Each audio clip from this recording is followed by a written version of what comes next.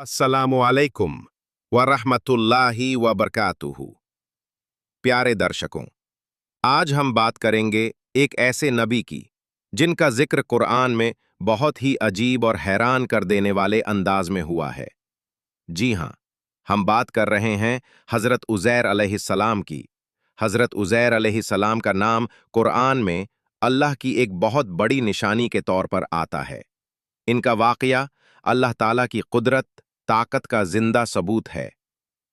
हजरत उज़ैर अलैहिस्सलाम बनी इसराइल के एक नबी थे। इनका जमाना उस दौर में था जब बैतुल मुक़द्दस यरूशलम तबाह हो चुका था। बनी इसराइल गुनाहों में डूब चुके थे। उन्होंने अल्लाह के अहकाम, आदेशों को भुला दिया था। हजरत उज़ैर अलैहिस्सलाम बहुत नेक, परहेजगार और आलिम ज्ञानी थे।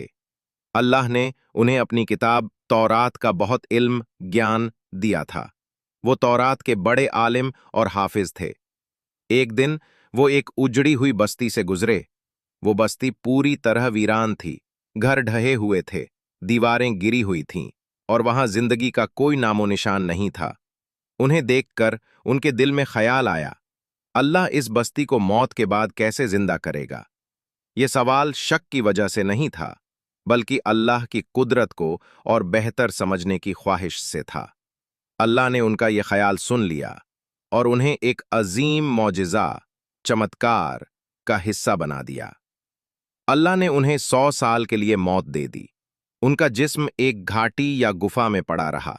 साथ ही उनका गधा और खाना पीना भी वहीं रखा रहा। 100 साल के बाद अल्लाह ने उन्हें दोबारा जिंदा किया। जब उन्होंने आंखें खोलीं तो लगा जैसे अभी अभी सोए हों। अल्लाह ने उनसे पूछा, कितनी देर रुके? उन्होंने कहा, शायद एक दिन या उसका कुछ हिस्सा। अल्लाह ने फरमाया, नहीं, तुम 100 साल तक यहीं रुके रहे। फिर अल्लाह ने उन्हें उनका गधा दिखाया। वो पूरी तरह सड़ चुका था, सिर्फ हड्डियां बची थीं। फिर अल्लाह ने कहा, अब देखो हम हड्डियों को कैसे जोड़ते हैं और जिंदा करते हैं। हजरत उज़ैर अलैहिस्सलाम की आंखों के सामने गधे की हड्डियां जुड़ीं, फिर उन पर गोश्त चढ़ा और फिर वो गधा जिंदा हो गया। ये मंजर उनके लिए बेहद हैरान करने वाला और ईमान को मजबूत करने वाला था।